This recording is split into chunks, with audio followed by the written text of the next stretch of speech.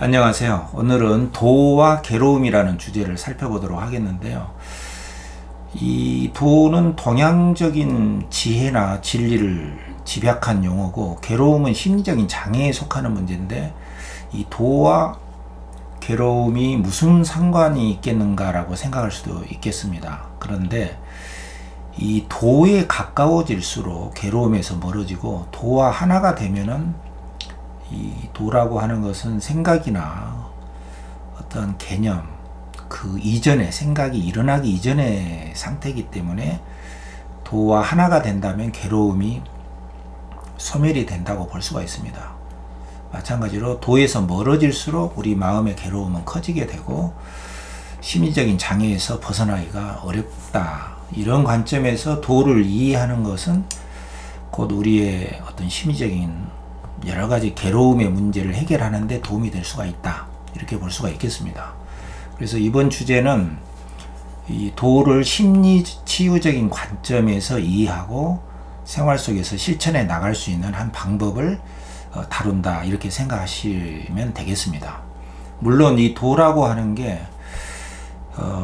굉장히 포괄적이고 근원적인 것이어서 다 말씀을 드릴 수도 없는 것이지만, 만물이 근원대 생성되는 근원적인 원리이기도 하고, 지금도 또 이후에도 계속 변화되어 가고 작용하고 움직여 나가는 큰 원리이자 자연의 이치 그 자체이기 때문에, 이 도를 다 완벽하게 이해할 수는, 또 말할 수는 없는 것이죠. 또 괴로움의 문제도 역시 개인마다 괴로움의 원인도 다르고, 상황에 따라서 그 괴로움이 발생되고 진행되는 과정도 다르기 때문에, 어떤 개인 상담을 통해서 하나씩 풀어나가야 되는 문제임에는 사실입니다. 그렇지만 이 도와 괴로움의 문제를 포괄적이고 좀 근원적인 차원에서 우리가 이해를 하고, 괴로움도 역시 이 도와 관련지에서 이해를 하게 되면은 괴로움의 상태를 우리가 극복해 나가는데도 어느 정도 도움이 되지 않을까, 이렇게 생각을 하거든요. 그래서 우리가 다룰 텍스트로는 일단은 노자 도덕경에 나오는 도는 하루하루 덜어가는 것이다 라고 하는 이 구절, 그것을 함께 읽고 감상을 하시겠고요. 또 하나는 이 도와 관련된 텍스트가 신신명이라고 있습니다. 아실 분들은 다 이제 아실 만한 그 책이고, 중국 선종의 3조 승찬이라는 분이 저술하신 책인데, 그 첫 구절에 지도는 무난이라 유형간택, 너무나 유명한 구절이죠. 지극한 도는 그렇게 어렵지 않다. 간택을 꺼릴 뿐이다. 단막증에 증오하고 미워하는 마음만 버리게 되면은 통연명백하리라, 명백해진다. 이 구절, 이것을 함께 읽어 나가시면서 이 도에 가까워진다는 것은 어떤 것이고, 괴로움으로부터 벗어난다는 것은 도와 관련지어서 어떤 것인가 한번 살펴보겠고요. 반야심경에서도 이제 도라는 말이 직접 나오지는 않지만, 이 도에 해당하는 것이 반야심경에서는 공입니다. 오온 개공할 때 오온이 다 공하다. 그래서 공이라는 거하고 열반의 개념이 이 도와 같은 개념이라고 볼 수가 있어요.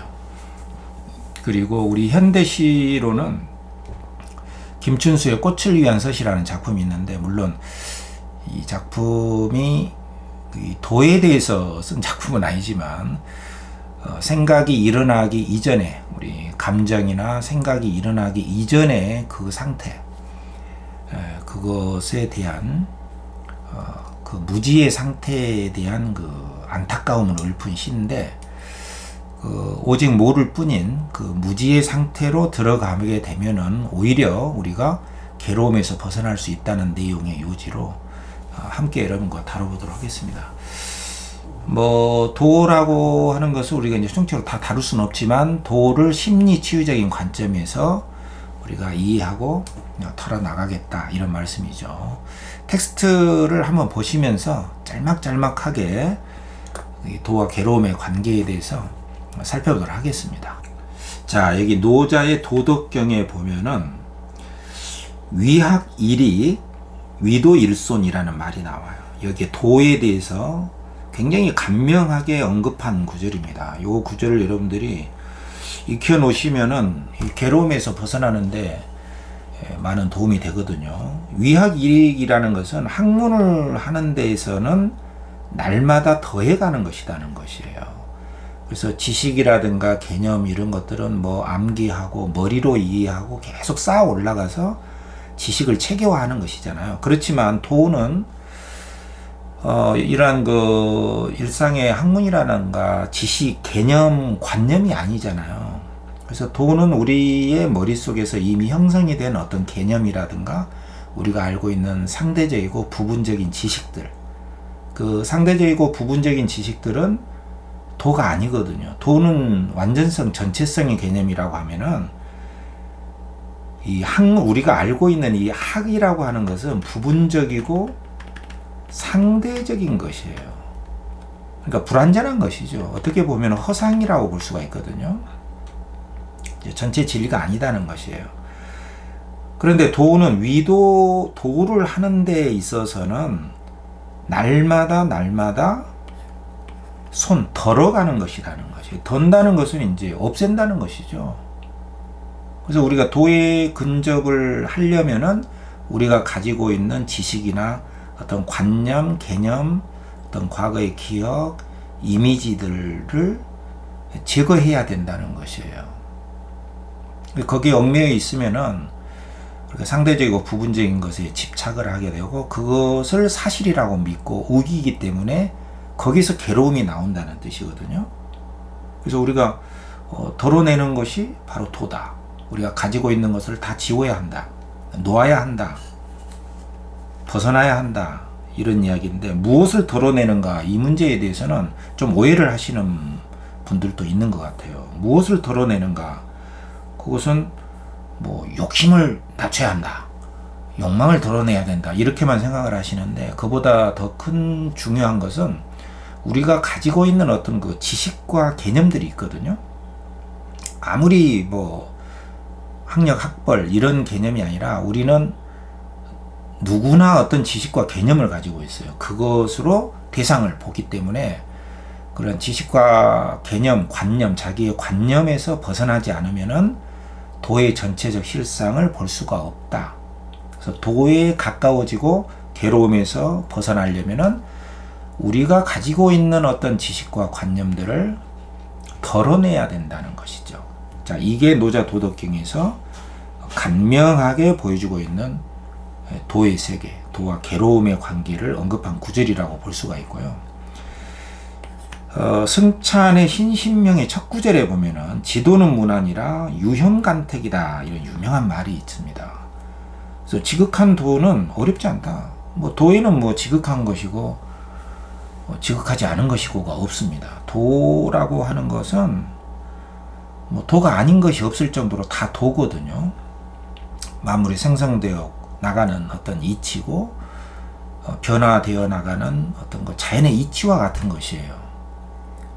그래서 우리가 가지고 있는 기존의 어떤 개념이나 관념만 버려버리면은 도로 들어가는 겁니다.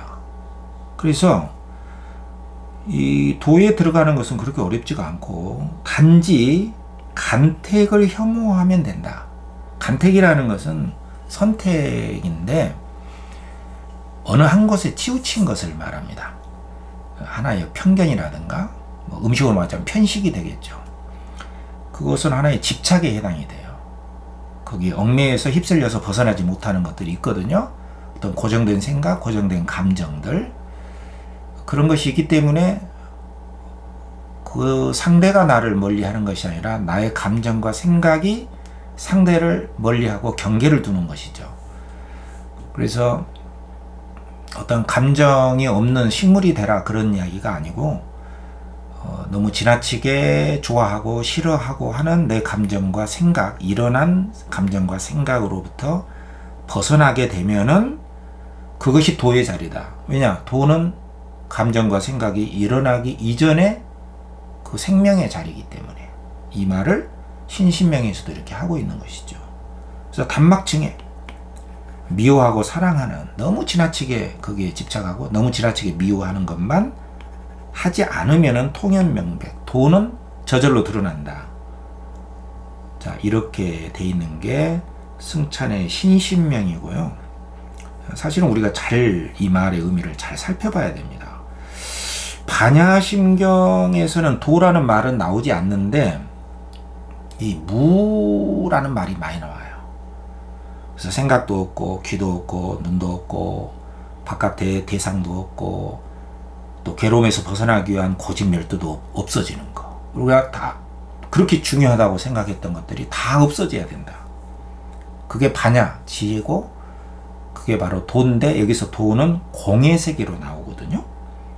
그래서 어떤 생각이나 감정, 어떤 오염된 우리의 의식이 일어나기 이전의 상태로 돌아가는 것. 그것이 바로 순수 의식인데 그 무의 자리로 공의 자리로 돌아가는 것이 바로 도다. 이것을 알려주는 게 반야심경이거든요. 그래서 조견, 오온, 개공, 오온이 다 공하다. 그러니까 오온은 우리 안에 쌓여진 모든 것들입니다. 색수상행식이라고 하는데 우리가 가지고 있는 감정, 어떤 개념, 생각들이 다 오온이에요. 그냥 그런 것들이 다 공하다고 하는 것은 그것이 고정된 실체가 아니라는 뜻입니다. 고정된 것이 아니다. 그 그림자와 같은 것이다. 그러니까 본래 있었던 것이 아니다는 뜻이에요. 본래 있었던 것이 아니기 때문에 본래 있었던 것은 그런 것이 없는 자리, 그것이 무의 세계고 공의 세계다. 이런 것을 알게 되면, 다시 말해서 우리가 일으키고 있는 감정이나 생각이 일어나기 이전의 상태로 돌아가게 되면은 도일체고에, 일체의 고통으로부터 건너게 된다, 벗어나게 된다는 뜻이에요. 그래서 이 도와 괴로움의 관계는 의외로 쉬울 수도 있고요, 굉장히 어려울 수도 있습니다. 도에 가까워지면, 감정이나 생각이 일어나기 이전에 그 공의 상태로 돌아가기만 하면은 괴로움은 자연히 사라진다. 왜냐? 괴로움은 본래 없었으니까요. 이게 반야심경이에요. 그래서 온갖 종류의 무가 많이 나오잖아요. 무수상행식, 느낌, 생각도 의식도 없고 무안이비설신이, 눈, 코, 귀도 없고 무색성향미촉법, 바깥에 있는 색깔, 향기, 이러한 촉감 등도 없는 것이다. 왜냐하면 그것이 원래 없었으니까. 그렇게 되면은 늙음과 죽음도 없어지는 것이고 고집멸도, 그것을 해결하기 위한 고집멸도도 없는 것이다. 그래서 신무가에 마음에 어떤 걸림이 없고 무유공포, 공포도 사라지고 원리전도 몽상, 잘못된 망상으로부터도 벗어나는 것이고 그것이 바로 구경열반이다. 그래서 이 열반의 자리가 바로 이제 공이고 이게 도의 자리다. 이걸 보여주는 게 반야심경이거든요. 그래서 괴로움이 일어날 때마다, 물론 개인마다 편차가 다르겠지만은 이 괴로움은 본래 없는 것이다. 도의 자리로 돌아가야 한다. 우리가 나온 바로 그 고향이 도다라고 하는 생각을 하시는 게 괴로움에서 벗어나는 가장 보편적이고 근원적인 어떤 그 인식의 차원이다, 이렇게 볼 수가 있는 것이죠. 우리 현대시로는 이 무지의 세계, 무명의 세계를 읊은 시가 있는데 꽃을 위한 서시라는 시가 있어요. 물론 이제 꽃이라는 것은 어떤 존재하는 것의 대표로 꽃을 설정을 해놨는데요. 물론 이제 이 공과 어떤 도를 향한 그것을 주제로 한 것은 아닐 수도 있지만, 왜냐하면 이 꽃을 위한 서시는 존재의 본질을 알 수 없는 것에 대한 안타까움, 그 슬픔, 그것을 읊은 것이거든요. 그렇지만 과연 존재의 본질을 알지 못하는 것이 과연 그렇게 안타깝고 슬픈 것일까? 그런 생각도 한번 해볼 수가 있습니다. 일단 시를 한번 보시면은 나는 시방 위험한 짐승이다. 왜냐하면 존재의 본질을 모르기 때문에. 이것은 이제 내가 나의 지식으로는, 나의 생각으로는 알 수가 없다 라고 하는 걸 아는 것이죠. 사실은 이것은 무지에 대한 자각을 의미하는 것이거든요. 그러니까 암 중에서도 무지의 알미예요. 내가 이것은 내 생각으로 또 내 관념으로 알 수 없는 것이다. 모름에 대한 자각입니다. 큰 자각이죠, 사실은. 자신을 바로 봅시다 하는 말은 내가 다 알 수가 없다는 것에 대한 자각에 이른 상태거든요. 바로 이 상태가 위험한 짐승의 상태예요. 그래서 손이 닿으면 어둠이 되고 말죠.